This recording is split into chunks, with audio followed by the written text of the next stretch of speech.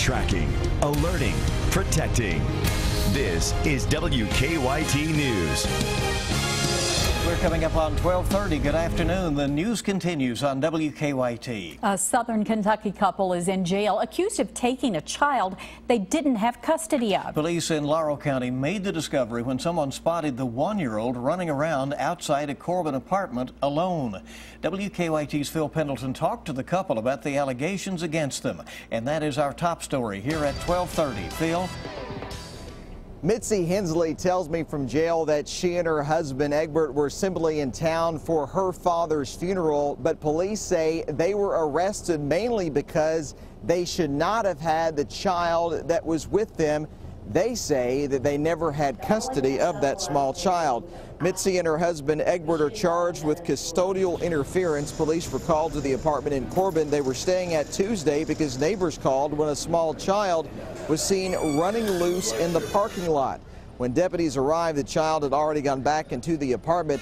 Police say when Egbert Hensley finally came out, he became violent. Realized that he was going to be arrested. He did scuffle with our deputy. We did wrestle with him to finally take him into custody. He said a few words to me, and I said, yes, sir, no, sir. And he told me not get smart with me, not to point my finger at me. So he slung me on the ground, man. The next thing I knew, he had 3 or 4 charges on me. Now, police say that the child in question should have never left Northern Kentucky, should have stayed in the custody of social services. The Hensleys say this child is their grandchild, but again, police say they should not have had the child with them. We're going to have a lot more later today, but for now, in Laurel County, Phil Pendleton, WKYT. Phil, thank you. And Mitzi Hensley is facing custodial interference. Egbert is charged with public intoxication, menacing, resisting arrest, and fleeing or evading police. Well, we're tracking the investigation into a human skull that was found in a sinkhole. A worker made the discovery while mowing at Knoll Creek Farm in Franklin County. That sinkhole is about 20 feet deep. Sheriff Pat Melton says investigators believe the skull has been there for years. We've got an excavator. We're going to start excavating to get down to where the skull is, and we are working this case as if it is a homicide scene. Now, crews are on scene right now. They're trying to dig the skull out. That sinkhole has a stream running underneath it. A man is accused of leaving a child alone in a hot car while he committed a crime. Lexington police arrested Tatorian Moore at the Hamburg Walmart. Police say he left the 9-year-old in the car while he tried to use gift cards encoded with information from dozens of stolen credit cards. He faces dozens of charges, including endangering the welfare of a minor and fraud. Flags at all state buildings will fly at half-staff starting tomorrow. Governor Steve Beshear issued the order today in honor of the military members who lost their lives in the shootings in Chattanooga, Tennessee last week. The flags will remain at half-staff until sunset on Saturday. A child abuse caseworker has been charged with child abuse. Louisville police say Shara Blakemore drove her 10-year-old and 12-year-old to another woman's home, gave the woman a belt, and told her to hit the children. The News Enterprise reports a teacher at the children's camp noticed the bruises and called Child Protective Services. The other woman is also charged with abuse. Blakemore works out of the Cabinet for Health and Family Services office in Hardin County. She's still employed while the cabinet investigates the circumstances. Police need help in identifying suspects in a liquor store burglary. The break-in happened at DEP's liquor store in Covington last week in the overnight hours.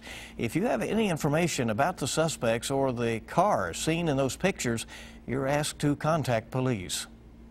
A woman and her daughter ended up in a bizarre accident in southern Kentucky.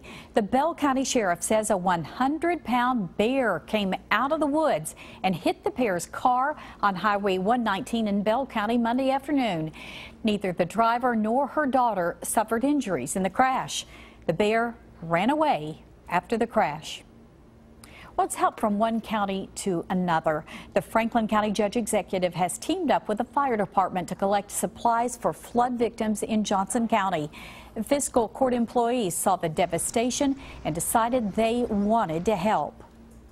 You could see the devastation that it would cause to your neighbors and to your family and your friends, and this was on such a much bigger scale that it really hit home, and I wanted to try to do something to help these people out.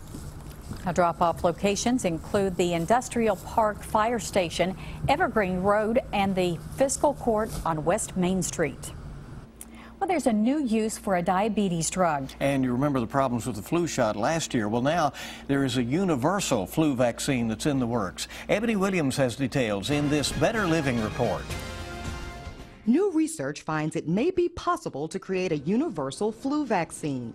Normally, scientists produce a vaccine each year to protect against common strains of the virus that season. But now they're finding success with a vaccine they're testing on mice that offers broad protection no matter which strains of the flu are prevalent. A drug used to treat diabetes may help protect against Parkinson's disease. New research in London finds people who take glitazone anti-diabetes drugs have a 28% lower incidence of Parkinson's disease. And people who had low birth weights and then later developed unhealthy habits could be at greater risk of developing type 2 diabetes. In a new study, Harvard researchers found that 18% of new type 2 diabetes cases were linked to low birth weight and habits including smoking or eating poorly. That's a look at some of the day's top health stories. Ebony Williams, CBS News, New York.